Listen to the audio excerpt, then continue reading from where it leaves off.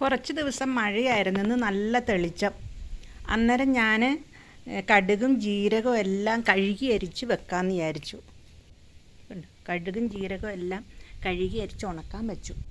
ഇന്നാൾ കൃഷിഭവൻ്റെ തേനീച്ച വളർത്തലുണ്ടായിരുന്നു. അതിന് ട്രെയിനിങ്ങിന് പോയി കഴിഞ്ഞപ്പോൾ അവർ പറഞ്ഞു, സാധാരണ ഞാൻ എന്തെങ്കിലും മേടിച്ച പച്ചക്കറി കഴുകുമ്പോൾ അതിൻ്റെ ഉള്ളിൽ മഞ്ഞപ്പൊടി, ഇച്ചിരി വിനാഗിരി, ഇച്ചിരി ഉപ്പ് ഇതിട്ട് കലക്കിയിട്ട് ആ വെള്ളത്തിൽ അരമണിക്കൂർ വെച്ചുകൊണ്ടിരിക്കുന്നത്.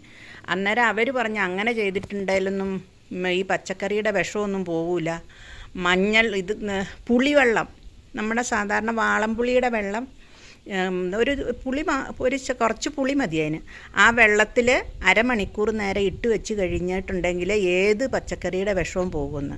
അതുകൊണ്ട് ഇന്ന് ഞാൻ എന്നാൽ പിന്നെ അങ്ങനെ തന്നെ കടുകും ജീരകവും ഒക്കെ കഴുകാമെന്ന് വിചാരിച്ച് പുളിവെള്ളത്തിൽ ഇട്ട് അരമണിക്കൂർ വെച്ചിട്ടാണ് ഇന്ന് കടുകും ജീരകവും എല്ലാം കഴുകി അരിച്ച് വെച്ചേക്കുന്നത്.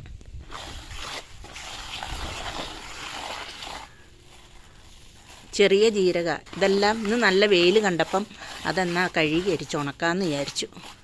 പുളിവെള്ളത്തിലിട്ട് കഴുകി അരിച്ച്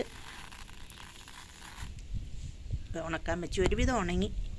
ഇന്നലെയൊക്കെ ഈ സമയത്തൊക്കെ നല്ല മഴയായിരുന്നു.